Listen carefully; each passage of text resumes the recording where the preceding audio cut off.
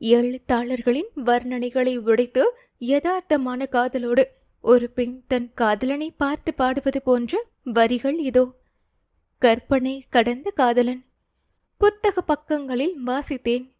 6 அடி உயரமும் அலைப்பாயும் தேகமும் தான் ஆணழகின் அடையாளம் என்று கவிஞர்கள் எழுதி வைத்த அந்த இலக்கணங்கள் எல்லாம் உன் ஒற்றை புன்னகையில் இன்று செல்லாமல் போனது. சட்டை மடிப்பும் கலைந்த கூந்தலும் நீ சாதாரணமாக கடந்து போகும் அந்த வேகமும் எந்த நாவல் நாயகனிடமும் நான் காணாத பேரழகு.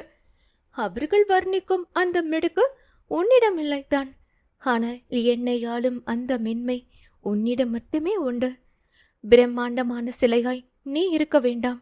என் கை கோர்த்து நடக்கும் நிஜமாய் இருந்தால் போதும்.